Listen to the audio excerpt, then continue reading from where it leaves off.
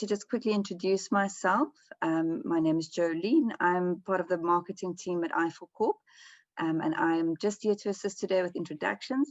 Miles Thies from our services team, our Director of Digital Learning and Services, will be hosting and assisting today with the panel discussion. And he'll be introducing our panel as well. So firstly, just a quick welcome to everyone. And this just some house rules before we start. We please request that those that do join us be sure to keep their mics on mute. We will allow for some questions and answers towards the end. So then you are welcome to unmute if you'd like to ask. In the meantime, if you have questions, you're also welcome to add them in the chat box. We will be monitoring that on the side. Those who are joining us on Facebook can also type in the comment section. We'll keep an eye on that. And then please also just make sure to keep your cameras off. Only those that are talking or sharing, answering questions will switch theirs on, just being mindful of bandwidth. And shortly, as I said, we will run through the questions and we will allow for questions and answers toward the end for those that can stay behind and if time allows. Thank you, Miles. I'll then hand over to you to start with introductions and go forward. Thank you so much. Thanks, Jolene. Thank you for that introduction.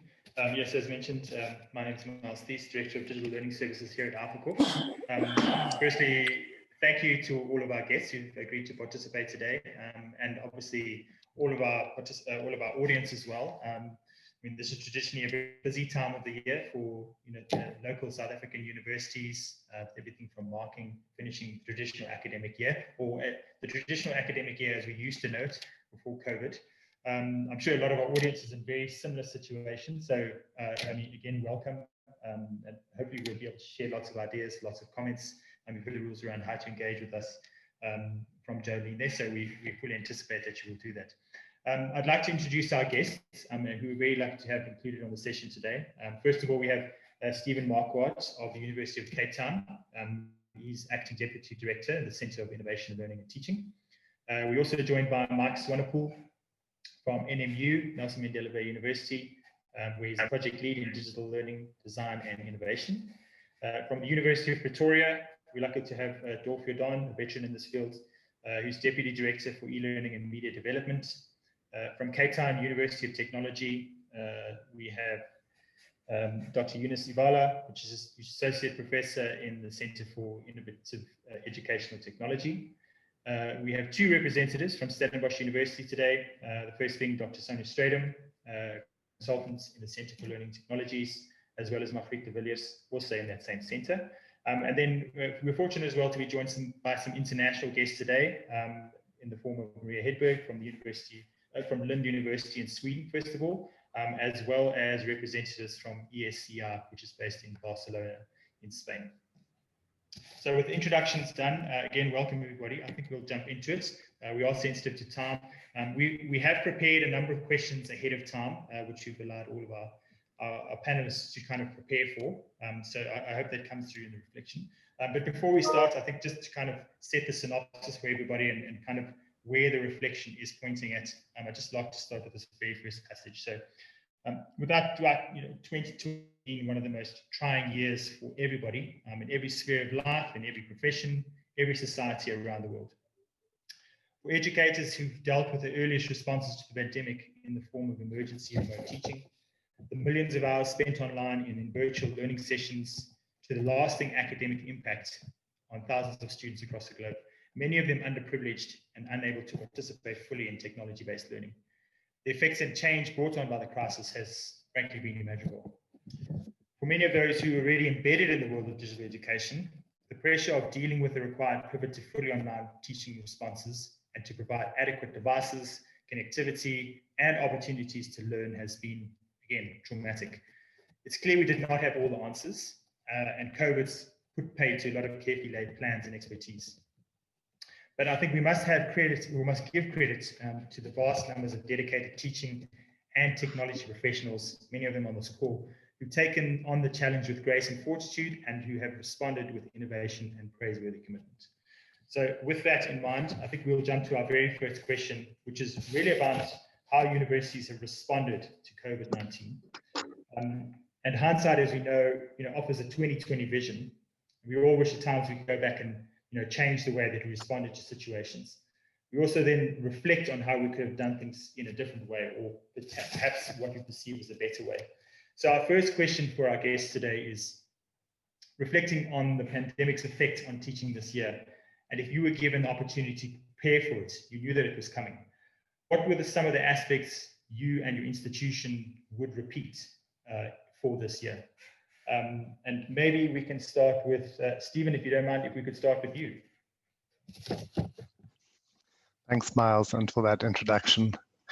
I think we would repeat everything, which is hard to say because it sounds quite unselective, but it was such a massive, overwhelming problem that you felt like every single possible solution was appropriate and worth trying. And so I don't think there was anything we did that we felt was wasteful or had no effect or had no impact, although at the beginning it was very hard to know to what extent different solutions that you were trying out would be effective or successful. I think if it happened again, which is unimaginable, I guess, because we can now all imagine this type of situation, we would perhaps have a little bit more confidence going in about what to do. And certainly one would have geared up a lot in the capacity and resources, because one of the challenges was simply there were only so many people we all had to respond to the situation, and it was equally not easy to bring in new people because of the type of expertise required to do the type of work that we were doing. So I think when you're faced with a massive, overwhelming problem, you try everything you can, and if it happened again, we'd still try everything that we could. Excellent, thanks for that response. Mike, I mean, NMU obviously had some significant challenges as well. When we've conversed once or twice during the year. I mean, what was your experience in that situation? Is there anything that really worked well for you? Yeah, thanks, Miles, and hello to everybody. Yeah, like Stephen, I think we'd repeat everything, but I think what would change is the priority and order in which we would tackle things. So I think partly we were caught proverbially with our pants down in the lockdown period, where everybody kind of assumed, okay, we're locking down and then we'll open up. So we're only going to realize perhaps halfway through lockdown that maybe something else is going to happen after that. So you're a little slow on the response, but also, I mean, the reality is what has resulted is just very rapid digital transformation. Was required. So it's kind of digital transformation. In our particular case, we had a kind of a 36-month plan, more or less, set out in any event to kind of achieve some of the things that have resulted as a result of COVID. But you're going from a 12-month plan to has to be rolled out in 8 weeks type idea. But it's also, like I said, it's about the priorities of what you choose to roll out. So for argument's sake, something like the data and laptop roll out to students who didn't have devices. In lockdown, that could have been probably one of the first things that we would have started checking in hindsight. We go, who has got a device, who does not? What is the connectivity like? All of those kinds of things. So it's a bit of an audio check type idea, like we did at the beginning of this webinar. But much of that, the focus fell onto what we're going to do with the teaching. And then we're realizing through the teaching that there are problems on the technical side for students and so forth. So it's the priority of things, and that's only based on hindsight.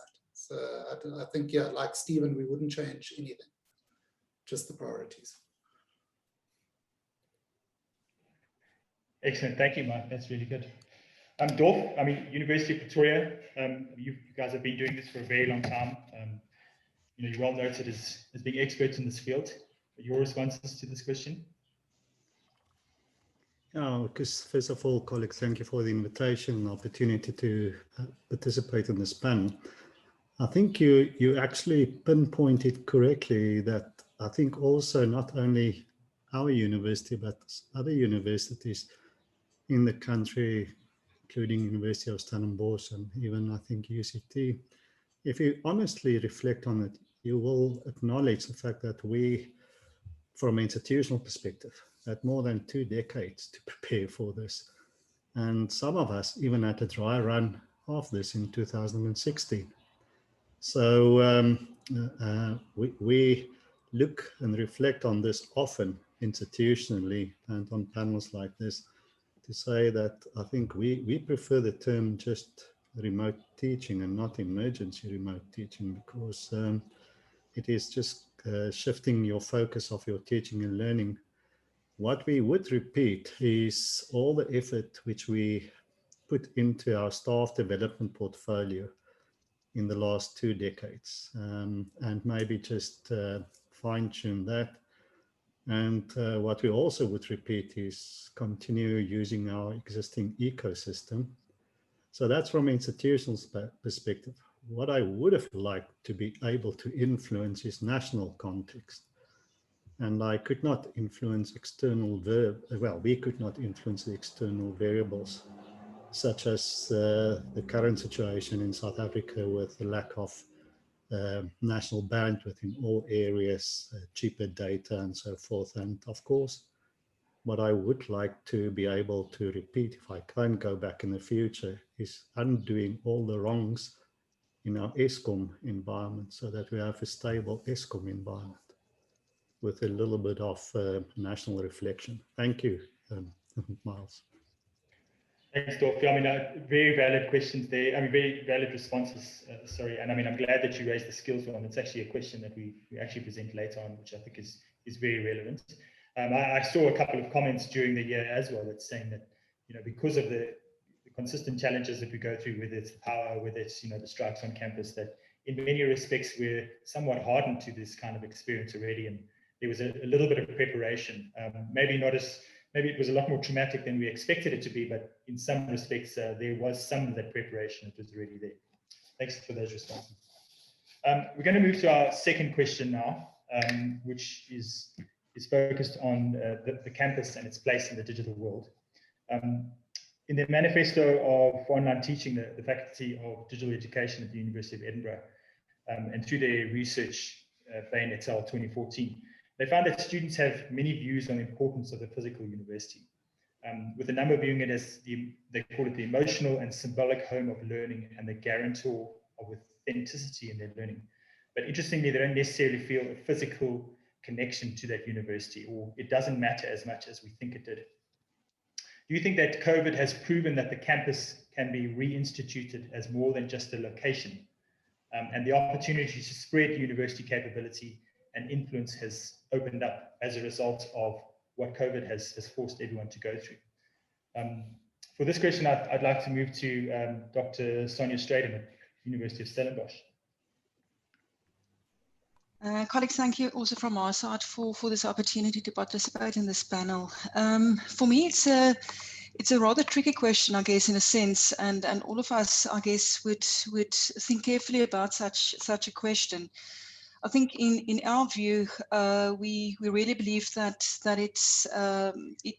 we need to be theory needs to lead us in terms of responses here.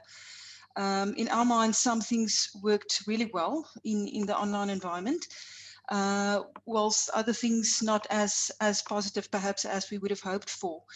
And also based on our experiences with the ERT period, obviously aspects such as inequality and inequity came very much to the fore, even in our historically advantaged institution as well. And maybe I just want to reconfirm there also what Dolf has said in terms of, we acknowledge the fact that many of us had the opportunity to build on a history of working in an online space, and that for our institution definitely helped. For us, what we argue is that some of the challenges, of course, with such a statement is that can we truly replace a lecturer and the experiences within a face-to-face setting in an online environment? In our institution during this time, we focus very strongly on humanizing pedagogies and encourage staff members to consider that within the online design of their courses as well. And I guess at the end of the day, our argument is that we need to check our different lenses, and that it depends on which way we look at this type of question. And we need to remember and acknowledge also the individual differences of our students and staff alike when we consider such a question. Thank you. Then maybe I'll aim that one at, a colleague from Lund University in Sweden, and maybe tackling a little bit onto this question as well. I mean, there's obviously, again, a very sort of different demographics in your students internationally as well. What has been your response to that? Lund University is in the south of Sweden. We had a bit of heads up when Copenhagen closed down on the 15th of March. We closed down on the 18th. But I don't know if you are aware, but everything has not been in such a hard lockdown in Sweden, but most of the people have been working from home, and students as well at Lund.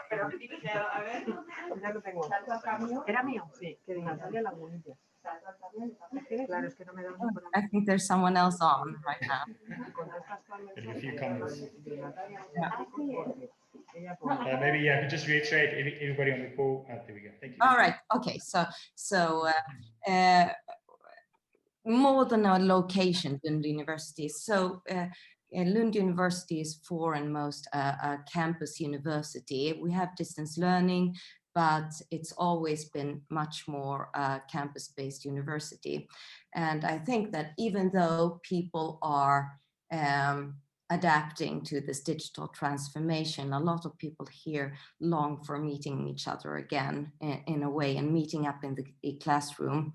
It's also a university with almost eight departments in one, and we have had quite a heterogeneous infrastructure on the digital front, and we're united in a way by this pandemic, and could support the whole university. But if going to your question, I think that we've learned a lot, but people still long to meet each other, actually, if that was your question. But we can't unlearn what we've learned. I think the lowest level of digital competence has been raised. We're trying in new stuff, but we still have to work at the pedagogies for students to feel that they could be online as well as being in the classroom. So I think we have some development to do in that manner, even though that the teaching staff has worked excellent and so on. It still is a big difference between an emergency teaching online and teaching and learning online. Thanks for that response, Maria. Yeah, it's always interesting to hear the different responses around the world. Maybe sort of tacking onto that in a two-way, and I'll leave this to whoever would like to respond to it. But obviously, based on the reactions this year, and potentially the implications for extended lockdowns and what those mean for campuses around the world, what are some of the plans that universities locally and internationally are making in terms of returning students to campus, and where is that pressure coming from? Is the pressure coming from from lecturers in terms of the sustainability of their teaching, and they want to return to contact sessions because they're worried about the quality of the teaching, or is it from the student body who feels they need to be back on campus in order to be able to meet their academic goals? And I'll leave that open to anybody. I'll tackle that, thanks. So our plans for next year are being called physically distanced learning. And I would say the pressure this year has come from students, particularly to be back in residence, which reflects just how very difficult it has been for students to have suddenly left and move into unstable living situations with difficult connectivity and access. So students have really wanted to be back on campus as a living space, to have a conducive place to live and to study and to learn. And that shows the value of residential universities, I think, in South Africa. There's a sense of people wanting to be able to teach in a face-to-face way, but that's quite varied, and it's been quite interesting what people have missed and not missed. So it's been surprising how quickly people have been willing to throw the traditional lecture under the bus, in the sense of being completely happy to pre-record lectures and find alternate ways of delivering content or engaging with students in what you would have traditionally done in a lecture setting. But it's been much harder for people to reproduce small seminar sessions, groups online, for example. So there's some of that pressure. And then there's obviously a set of disciplines where the physical interaction, whether that's performing arts or chemistry labs, for example, as an integral element of the learning experience. So there has been that pressure to return, but it's surprising how much people consider can still be successfully done online, and also that we have 3 whole faculties basically who are just comfortable saying we'll do the first semester fully online, and we're presenting a model of saying online by default and face-to-face where it's possible. So the people's experiences is very, very different, and I think people are learning how to recreate some of the physical interactions online, but it depends a lot on your teaching style, where you're coming from, what type of experiences are important to you, either as a student or as an educator. If I could add to that, Miles, I absolutely agree with Stephen in terms of the experience we've had at Stellenbosch University as well.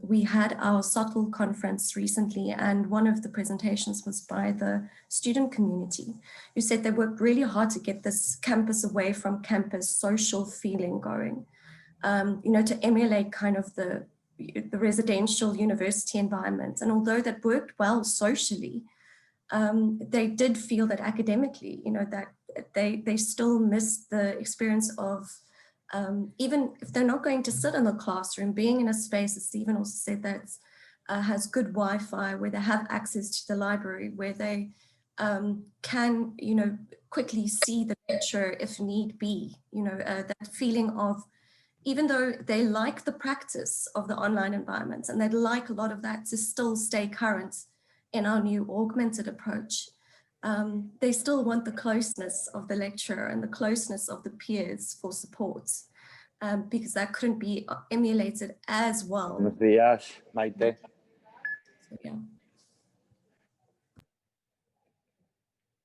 Thanks, Margriet. Yeah, I mean, great comments there. And I think that reflects, certainly some of the challenges we've seen across campuses as well. I mean, university is more than just a place where you go and learn technical knowledge. It is about the sort of level of maturity that you gain in your social interactions, and becoming a more fulfilled person at the end of the day. I mean, that's kind of the sort of the byproducts of that university process, and we shouldn't discount it. As I said, the rise in the requirements for student well-being, the rise in the requirement for students to seek out help, sort of in their social situations and about themselves. We've seen a lot of that, also reflected in the amount of change management requests that we do, so students can kind of cope with these challenges, and that educators themselves can also help students to kind of deal with these challenges as well. Maybe this is a good opportunity as well, potentially, for us to move on to our next question. And Margriet, I mean, it's probably a good time to start with you on this one. This is about digital skills for educators. So a wide range of technical facilitation and teaching alignment skills have always been an important part of how educators have been able to respond to the challenges presented by something like COVID, where digital is a requirement, and the sudden switch to digital mediums. Have you seen any shift in the recognition within teaching staff about the possibilities of technology now, and what we can do with it, especially in places as diverse as South Africa, where technology is traditionally quite a challenge? Yes, so thanks. I really like that question because it's something that came up quite a lot in the feedback that we've been getting from staff as well as students. I want to link up to what many of the previous speakers said about, this wasn't totally out of left field. And Stellenbosch University as well, we in the last 5 years have really strategically been working by focusing on learning and teaching enhancement through technology. We did that through program renewal and curriculum renewal. We had what we call blended learning coordinators or learning designers, learning developers in faculties. So there was a lot of this coming up, from the start about 5 years ago, which also addresses the question that Derek asked about. Yes, it was quite handy, or it just reminded us with the fees must fall as well, how important it is to have such a plan, strategic plan in place. So both lecturers and students were already quite aware of what is available to them on our platforms and what is possible. So that was a very good departure point for us. But I mean, uptake was very much up to you, if I can put it that way. So this pandemic really had a push to shift about thinking a bit deeper, a bit harder about how they are currently using the technologies at their disposal, the platforms at their disposal, such as Moodle, and whether their approaches need to change. And for others who had never thought of this before, it was a total new push to embrace it, and they had no other options. And when we talk about the diversity of a country such as South Africa, we often think about the students, which is important, but the diverse communities in which our lecturers also go back to, a lot of them did not have the capacity to go fully online and really had to think and delve deep on how are they going to present their work when they themselves are, technologically challenged, and in terms of, internet and connectivity as well. So there has definitely been a shift. It has really encouraged our lecturers, and this was a lot of this is feedback from the staff themselves, that they had to think about their teaching approach, their teaching philosophy, and how, whether at all, technology can enhance this approach, and whether technology also has a positive or negative impact on student experience. These were not necessarily questions that people delved into quite deeply, because they were, they had a set structure and way they like to do things. So it created this newfound respect for the scholarship of teaching and learning, and a newfound respect for the possibilities that technology provide us, and that seeing also some of the positive and negative feedbacks from students, that they can see, that they need to take some of the pre, during, and post-pandemic scholarship thinking with them. But then there are quite a few, and I have to say this, who say, well, it was great now, we can reflect now, that we didn't have the luxury of reflection with the pandemic, and we kind of jumped into this whole hog, which I must say we were very grateful for our lecturers for being willing to do that. But there are some who in this reflective period now say, listen, it was great, but it doesn't work for our field, it doesn't work for our context. And we're going to have to think a little bit about, in the coming year, with an augmented approach, what are we going to take and what are we going to leave, also based on feedback. So there has, at least the conversation is going on. And that is what we'd like to also keep alive, critical conversation on the scholarship of teaching and learning and the impact of technology, even if it does mean, that a lot of this is not something that they're going to take on board in the future. Thanks. Good points there. I mean, I like the fact that, you mentioned the critical analysis. Certainly a lot of, in the work that we do, sometimes we're introducing some of these concepts the very first time. We want educators to be critical of them. What works for your field? If it doesn't work, well, then let's hear why it doesn't work. But at the very least, I think you have to kind of grapple with the concept and then provide feedback, and then, get involved in colloquiums, speak with your colleagues, find out what works. And if it really doesn't, well, then that's the opportunity to find something else out. But at the very least, you've kind of got the basics under your belt, and now we can move forward. Mike, maybe, we have dealt a little bit here, and I know that skills is, an area that you have wanted to develop within your institution. Is there some comments you could potentially share about that? Yeah, Miles, to Margriet's points, absolutely yes, all of those things. But I think it is really critical in our particular context in terms of our regionality and the profile of our students. So our institution has got roughly 80% of our students are on NSFAS. So that means 20,000 students on NSFAS, roughly, as a basic number. So what happens under the COVID thing, everybody goes home, but you've got people who are economically challenged to begin with. So as a result, the strategy that we had to take, and I've shared this with you, Miles, and people in the audience may be familiar with it, but we split our student groups into two pathways. Primary pathways, so primary pathway 1 and pathway 2. And basically that was around device type and connectivity and so forth. So our pathway 1 students, and there were subcategories in a pathway 1, would be the students who had connectivity and who we could contact even though they were remote. The pathway 2 students were the ones that we could not contact. in the normal traditional way. So in other words, Moodle would not work. Smartphone devices, not everybody's got them. And then if they've got data at all, it might be a night owl data. So what you then got is a situation where some of our staff are logging in at 10 o'clock at night because that's when the students are accessible. And in the Pathway 2 environment, we're talking about SMSing, phoning, and posting packs. So as a result, what we've had through the entire year now is that our lecturers are teaching 2 students streams within what would traditionally be 1 classroom. So now it's this whole digital thing. And of course, not only that, they're trying to respond in terms of digital fluency and understanding remote and the pedagogic things and everything that Margriet has referred to, as well as then just dealing with the actual physical issues that arise as a result of lack of connectivity and so forth.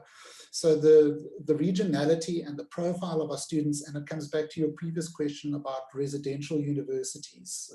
So for us in our student body, the residence is 3 square meals a day, connectivity, and a warm bed in which to sleep. You know, we're talking at the bottom of the taxonomy. That is what it's about. So the other part of it, the nice to have part of the taxonomy, is the social engagement. And actually our students, generally the feedback is they've done very well with the remote in general. But there are challenges there. And of course, ideally, you know, our worry is, for instance, our first years signing in next year. And again, regionality plays a part. We are right in the middle of hectic second wave in the city. So this morning, our major hospitals are turning away patients to field hospitals. And so the idea with Pathway 2 students was that because of the delay, we would get them back now in October, roughly, end of semester 1. And we would then put them into classrooms or at least on campus, and then we'd be able to do these packaged lectures, you know, that would get them up to speed, kind of boot camp type approach. And of course, that is completely shredded as a plan because of the COVID environment. So now we've got 50% of our students back in residences, but whatever percentage of our residences are now in quarantine. So now you're going, okay, so, and the problems with the residences, the students may have connectivity, but they don't all have their devices and so forth and so forth. So my point is that it kind of, this for us in our institution goes way beyond the pedagogic aspects of it. And it's actually more around the actual socioeconomic realities. And not only that, never mind socioeconomic, but the health realities as things are standing right now, where we've got a large number of our students are testing positive and so forth. And so all of these things feed into the difficulty in being able to respond. But what is important in our particular case is the socioeconomic background of our students. And the thing is, and Margriet touched on it, is that there's an assumption that your staff have got connectivity, that they have got devices, and they do not. You know, I can't remember if I said to you, we were running a training program as an institution nationally for TVET training. And in that training, so all the TVET lecturers were in on those sessions, big distance remote type thing. And they asked, I think it was something like, I forget the number, it's something like 600 or 800 participants in that group. Put up your hands if you've got connectivity at home. This was prior to COVID. And out of that whole group, 10 hands went up. You know, and we're talking about the teachers in TVET cottages. So we really need to think hard. So when you're talking about digital fluency of staff, we need to be thinking, we need to be giving devices and data packs, which we have been doing to our staff, not only to our students. And then when they've got that, dealing with the development of that, you know, because they clearly haven't had the opportunity to develop digital fluency. And of course, I'm speaking hugely generally. But those are the realities from our side. Thanks, Mark. Yeah, I mean, and it's so important that you raise it. It's a theme across many of the responses this year. I mean, even to the point where we could possibly say, you know, we're potentially somewhat disingenuous by asking these questions because, you know, the lived reality of some students is, you know, they're looking forward to the next meal, and how can we expect students to concentrate on something as basic as that when that's the type of challenge they have? You know, we call it the traditional global South. I mean, we come across these types of stories on a daily basis. As you can hear, I mean, many of the academics here are dealing with this and trying to develop a response. But I think we've also learned that, COVID has been quite devastating and has shown up a lot of inequalities, even in places that the world traditionally sees as sort of more well-funded, with students that potentially have been exposed to technology and ways of learning online. In your experience, how has COVID affected that? And I mean, we talk about skills for educators, but obviously skills for students as well is just as important. Maria, maybe you want to tackle that from the Swedish perspective? So I've had testimonies from teachers also saying that they've never been so lonely in their entire life, that they normally were very bright teachers, but felt very alone and unable to perform the tasks that they were sent up to do, or working in that digital environment, handling Zoom. It's been such a new thing for everyone actually working with this. But we quickly set up Zoom rooms at Lund University so that people could drop by, so that they could show their problems, but still they had technical problems at home. The computer weren't working. They just had one screen. I mean, perhaps not the same as they didn't have anything, but still have technical problems here in Sweden as well. And it's really hard to make recordings on video if you don't have a speaker and meet everyone online and have that group works. So then on the other side, we have had this amazing examples of people from, for instance, our faculty of performance and art, where they've never worked digital, but suddenly they had assessments with drummers going in and giving feedback over Studio and Canvas and so on, and being very fluent. So it's very different. It's so very different context, and also the digital fluency and the digital competencies is also context-based. So you have to have a ground level of understanding how to conduct your teaching and learning online, but not everyone has to know everything. And I'm hoping to be able to make them team up so that they can help each other out here at Lund University. So working with teacher teams and with our pedagogical development areas so that they can help each other also. So, yep, well, just a short. No, that's great. Thank you. And again, I mean, a great point there. I think something we've also seen this year that's worked so exceptionally well is that peer reflection. So if anything, once the return to campus happens, I really hope that we do see a lot of that. There's so much great expertise that has been developed and innovation, hopefully that gets shared. You touched on assessments, which is great. I think that's actually part of our next question. So, Dolf, I'm gonna ask this one to you. Traditional forms of assessment have taken a major knock in 2020, and many organizations have had to innovate in a manner of ways just to be able to facilitate quality-based assessment that has integrity associated with them and quality, as I mentioned. What measures have your organization taken to respond to the challenges associated with the examination and testing? And which of these do you think have been the most successful, and potentially which ones would you continue using in future or are sustainable? Yes, thank you for that question, Miles. I think that is a global question applicable to everybody in the world in higher education. And if you read all the current articles and the debates about this and the numerous panels focusing on the reliability and validity of assessments in higher education currently, it is that our situation in our context is not unique.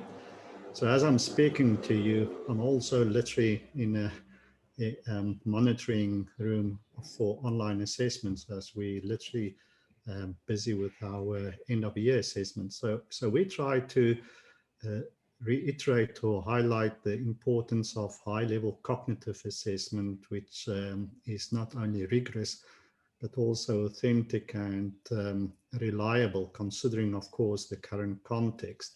So everybody across the world implemented alternative assessment strategies, that specifically will have its implication on your professional accreditation bodies, and there needs to be a lot of consultation in that regard. But we try to find a balance between the formative and summative assessments and try to understand how summative assessment over time, collected from different multiple sources, may provide a more authentic and reliable or valid picture of a student learning at a specific stage. That, of course, is not possible in all the domains. I mean, Stephen highlighted the importance of the different domains of practicals in your hard sciences and so forth. But we also implemented the practical logistics applied to the LMS, and we emphasize things such as large question banks, randomization of assessment, per group assessment. And our lectures also came up with the most creative and successful ways of administering summative assessments. So what will we continue to do is we will continue to focus on these creative ways. And I think we will continue to reflect on, why do you do assessment? What is the purpose of the assessment? And is there alternatives? And how does that align with your outcomes? And will it be approved by your accreditation bodies?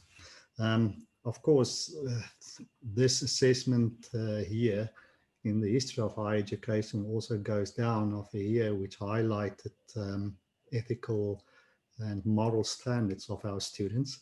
Of course, it created challenges, and we are not alone in that.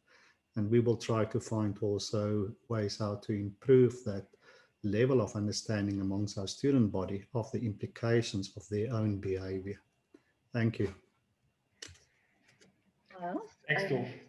sorry, I just realized there's a question in the text box, that chat box might add value. This is a question: has there been any pressure from management and lecturers for remote proctoring services? Don't know if you want to address that now or move it to the end. I just thought it's relevant to this question. Thanks, Shirley. I mean, and maybe that's a question we could ask from everyone. Maybe we should hear from Dr. Stradum at Stellenbosch University. I mean, has it been a similar experience to Dolf's as well? I imagine there are some correlations to that. And yeah, the question is very pertinent. Has there been pressure from management? The question, yes, of course, there were discussions around proctoring software, and we also have a group of colleagues that work specifically on that. Now, we're fortunate in the sense that our business school at the university makes use of proctoring software, and we've been busy with that conversation even before the ERT period. So once again,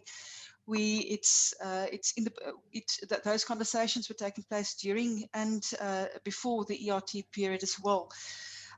What we found, of course, is that in terms of costs and costing, and in terms of the practical implications of these types of things, that it's although there are many questions and needs for that, we had to take that into consideration as well. So for us, it's not a clear-cut solution to our current situation in terms of assessments. And I think I wanted to add on to what Dolf said in terms of, we encourage colleagues to think carefully about the reasons why they do assess, and also to think creatively about the types of assessments and things that came out from our side. Then obviously were also the aspects such as academic honesty, for instance. And we learned throughout the process as we went along with that. And we had to, in very many cases, be reactive.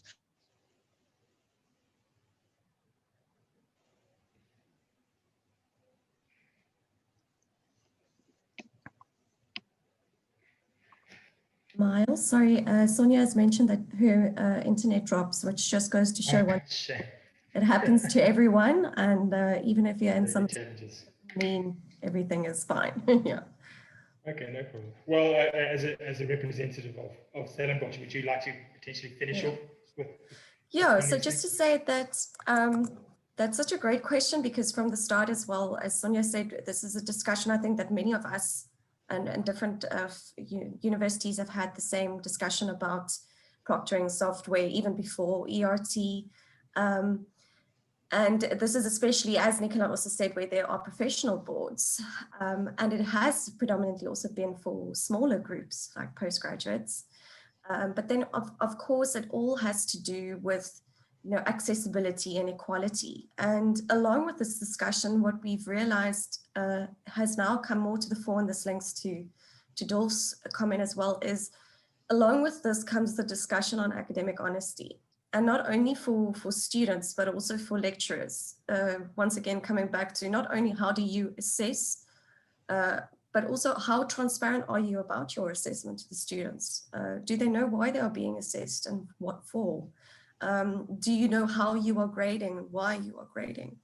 And so although proctoring software, and we've been struggling with this, to be very honest, it can be a fantastic tool, but along with that, it's not a magic bullet. And so we're trying to balance also economically speaking, the cost of that in certain areas, along with the more strategic talks on how do we support students and lecturers in terms of academic honesty and rethinking, online assessments. How do we then also, if we cannot afford all of the proctoring software, how can we use what we have to the best of our abilities? Great, thanks. Stephen, it looks like you have a comment. Yeah, so it's such a thorny, difficult, tricky issue, and it's been such a bone of contention this year. And assessment really is like a window into the soul of teaching and learning and the institution and students and educators. And I'm betting that there's nobody here who really feels comfortable with the pre-COVID forms of assessment where you put hundreds of students into a room and you deprive them of access to everything except pencil and paper, and a few hours later you take the result of what they produced and you give them some summative high stakes score. It's that discomfort with that has always been there, and the online model exposed that in the sense that, like, well, this was the best we could do, and now what are we going to do? So I agree with Dolph that a lot of the pressure comes from accreditation bodies, and it's at that sort of exit level, the final year. And it has consequences like how many students do start admitting into postgraduate if you're looking at the undergrad scores. But we need to go back to the incentives for students to learn and behave in particular ways. And I spent quite a few years dealing with academic misconduct cases as part of the internal UCT process. And I'd say like 95% of them were students who were pushed into some sort of corner through high stakes situations that they hadn't been able to cope with what was expected with them in different ways, and cheating or cutting corners was like their last way out. And so very many cases of students colluding or using resources they shouldn't be are a consequence essentially of how the teaching and learning process is unfolding for those students. And so the right answer, and the question is about sustainability, the right answer is not to just find ways to replicate the sort of very, very high stakes, highly supervised, like detached forms of assessment, but to go back to the really deeper questions of like, what is the student learning actually all about? Like, what does it mean for a student to undertake a particular form of assessment in their journey? So I really hope that that's one of the areas where this experience will have shaken things up. People take a hard and deep and fundamental look at why we do all of this assessment, even given that there's so much demand for assessment data. People want more and more and more assessment data to try and characterize our students and support them and intervene. But we shouldn't be doing that at any cost. Thanks, Stephen. Yeah, I think you touched on many things there. I think you kind of almost leading onto a path of what do we start doing with that assessment data. We could have an entire webinar just based on the types of things we're learning about students, the way they interact, and obviously the assessment. There were comments there also about sort of the accreditation processes. We would traditionally know that they move quite slowly.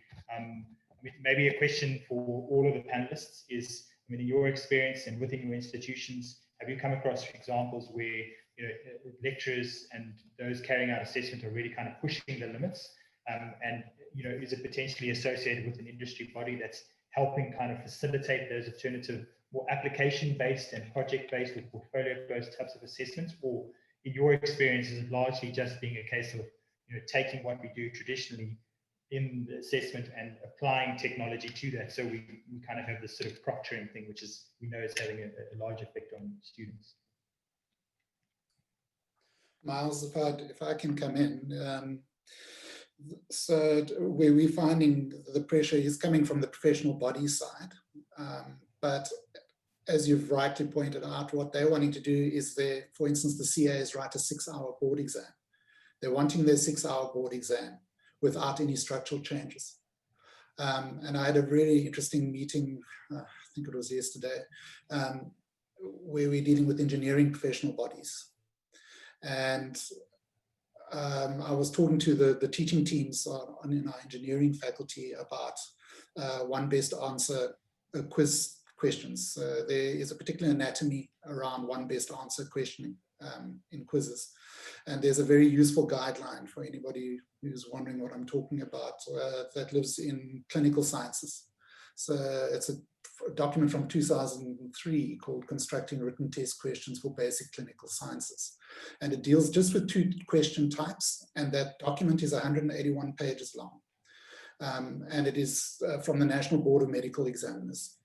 So the point is that globally, these, in the case of health and clinical sciences, there is this guiding document which is well accepted in terms of the practice of, in this particular case, very narrowly quiz type questions.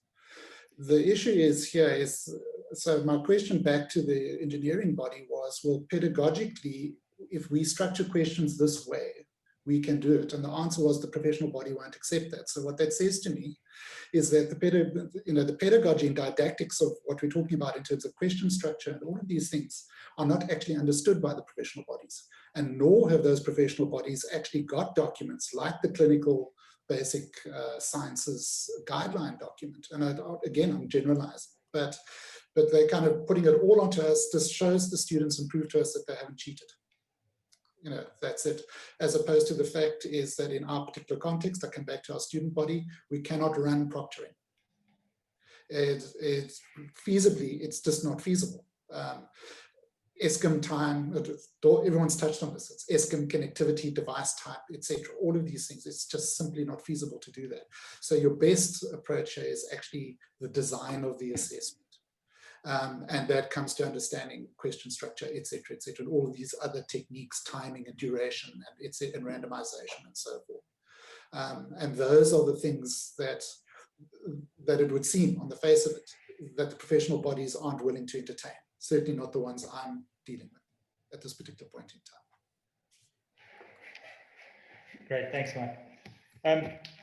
Thanks, everybody. I mean, we're coming out to the top of the hour now, and I know that I'm sure that there are plenty of people in the audience with some burning questions. So I think what we'd like to do is, we'll bring us close to the questions that we had posed to our panelists, and use this opportunity to open the floor to anybody who has a question, and then you're welcome to use the chat, or if you like, Jolene, under your direction, open your mic and ask those questions, and then just let us know who you're addressing it to. And then we'll use that for the rest of the session. And we have a little bit of time to run over. Thanks, Miles. I'll keep an eye on the chat box. And as said, if you have a question you'd like to ask it, just unmute your mic and just say, I'd like to ask a question and who you'd like to direct it to.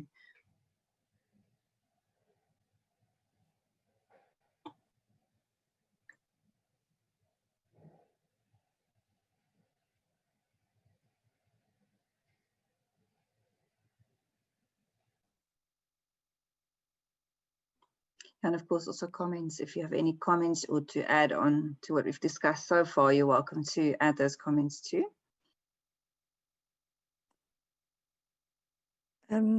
Derek Moore has a comment. He just says, interesting how professional bodies expect higher education to prepare students for work, but the same bodies won't accept sound advice around assessing competency. Does anyone have anything to comment on that? To say that we also had a similar experience, Mike, and by chance also with engineering. And one of the comments that came out was how I think because on ground level we have to be quicker on our feet, whereas the professional bodies do not necessarily work or see these things every day. You know, they're only simply looking at the result of the end result and the product. And so agreeing with Derek that it's almost as if they cannot see or cannot adapt their perspective to the context that students and lecturers are facing now in terms of assessment. So it's quite interesting that you have to have that nudging discussion the whole time from higher education to say, you know, well, in the context, we can't do what you are asking of us anymore. So help us create sound and make it valuable assessments that you would, accept. So yeah.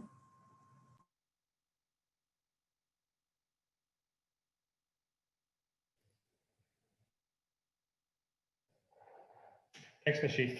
So yeah, if there's no other comments, we will obviously stay online for a little bit longer.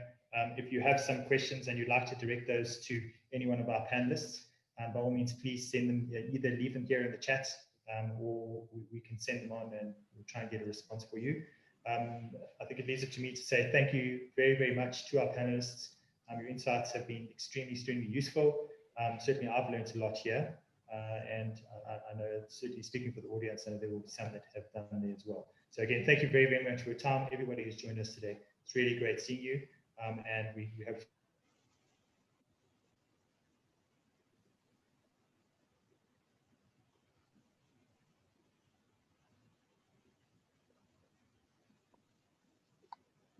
Jolene, there's a comment about the recording.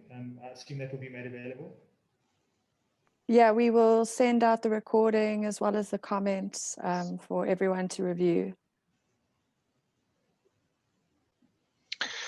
I have a question for any panelists or anybody else who'd like to answer, which is, do you feel there would have been more to gain by collaborating more actively with other universities in the early days of the crisis? Because I think that's one thing that we regretted not having the time to do. And so I'm wondering if there was a way in which universities could have developed a more effective collaborative response than sort of every university responding in their own crisis management way. Stephen, I can answer just from my perspective. So I'm fairly new to this side of things. I come out of the academic space, and I've been in this space for about 2 years in terms of teaching, learning technology and so forth. And as part of my initial work, I kind of got to visit everybody on site more or less. I did most institutions in the country, but the point that I'm making is that what I've found is that the people working in the technology and learning and teaching space are extremely collegial. I was onto emails very quickly, especially where I knew the institution had a similar ecosystem.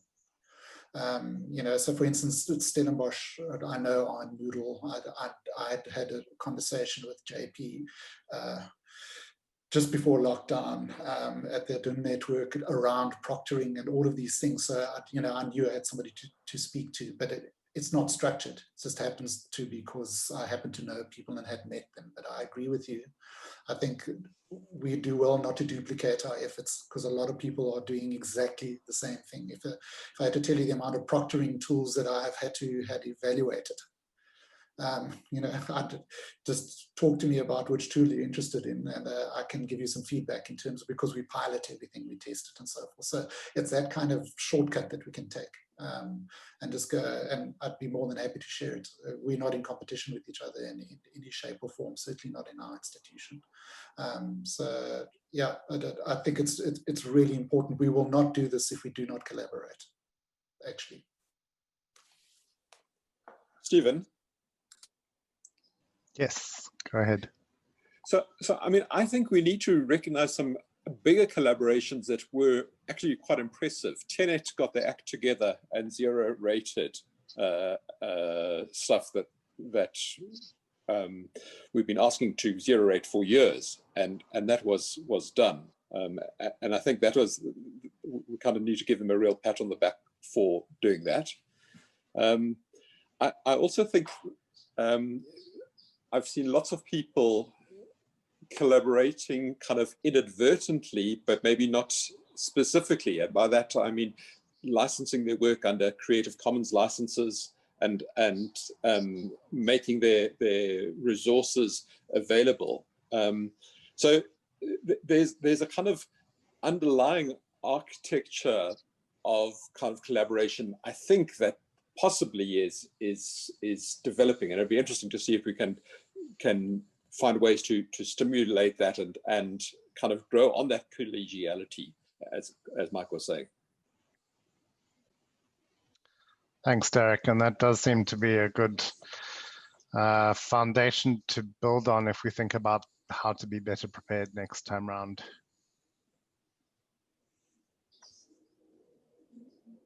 Miles, there's just a question. I'm not sure if you're still on the call. I mean, the Up to You initiative that you have been running for many, many years. I mean, I believe that was kind of primarily the aims was about sharing a lot of that expertise and research in this field.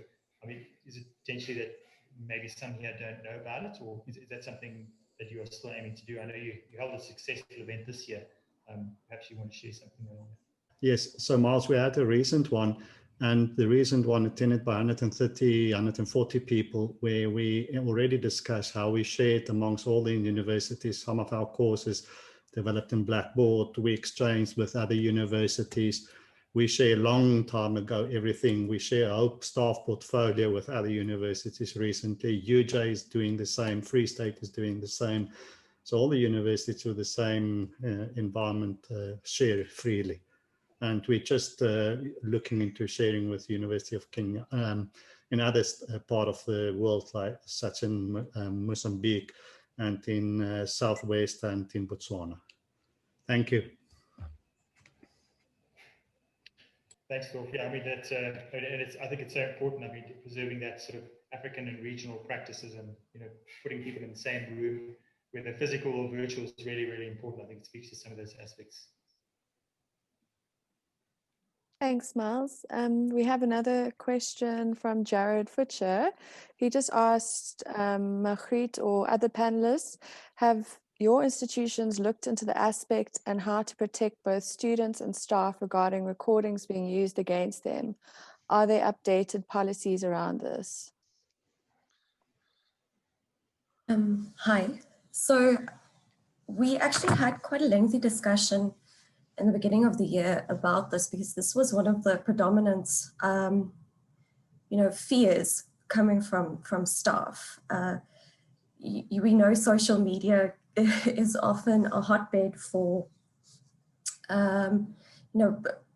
really being disrespectful, mean against fellow students and lecturers. And we've seen in the past, even in the traditional classroom, where lecturers were recorded and that information being put onto social media and them being also then trolled and taunted by others on the social media platforms. So out of this experience came the fear, well, if we are putting it online now, are we opening up ourselves to more criticism? In the end, we didn't update our policy in so much as we reminded our students and our staff about good ethical practices on campus and how we view the usage of academic material, the concepts of bullying, including, real life bullying, as well as on social media. We reiterated the idea and the policies on best practices at Stellenbosch University, that what is put on Sunlearn should not be shared on social platform. And where in cases, Sunlearn being our Moodle platform, in cases where we found that kind of breach of contract, when you come into this university, we kind of assume that I think it's the same for many universities, that you will uphold our guidelines and our ethical practices. Those have been taken up by the Ombuds and have been taken up by other parties as well. And we haven't actually, well, I'm speaking under correction now, to my knowledge, had major issues with that being specifically used against lecturers as such, or as bullying tactics, if I can put it that way. In many cases, there were misunderstandings of the content, but lecturers in creating the videos have become very aware of how much, how very clear they have to be in presenting their content on video, because it is there for posterity. So in that sense, it's also created a good kind of critical moment for lecturers about what do they say and how do they communicate. But no, it was not officially highlighted in or restated in our policies, but we did remind both staff and students of best ethical practices.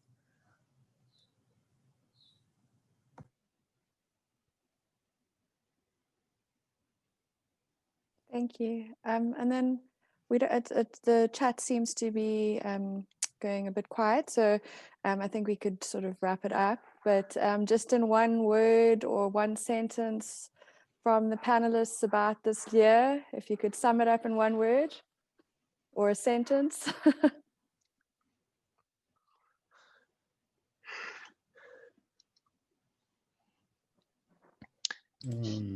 Yeah, to look onto interesting question. Yeah, just to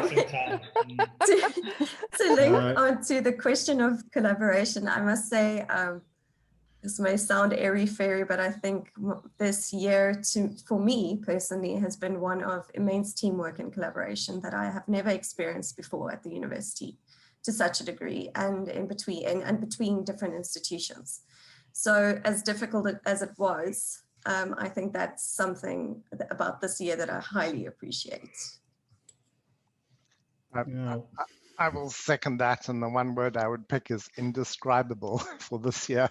And our hope is that we can build what a colleague described as a better normal, that nobody is returning to something, and the new normal is a better normal.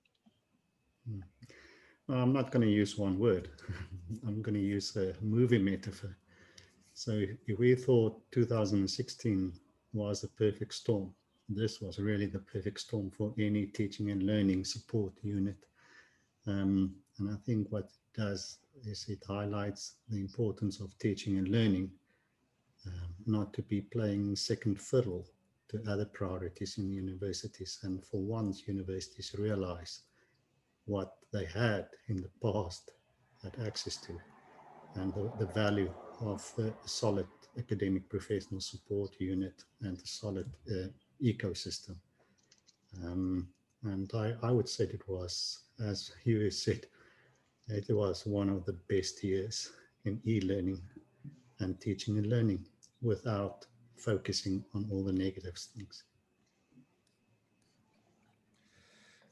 Claire, I think your question was structured incorrectly. There's an assumption that the year is going to end. So for us, there was a thing doing the rounds earlier in the year about Blur's Day, where and I know that for me in that lockdown period, for 5 weeks, I just didn't come out of my office, just about, didn't know what day of the week it was. But for us, I was just saying to Sakana now on the chat that you know, we're one of those where some of our courses are finishing November, December, but mostly we're going to be finishing in February, January. So the kind of academic year is not really going to happen. There's kind of a 10-day break over the Christmas period, and then we're carrying on with the end of semester 2.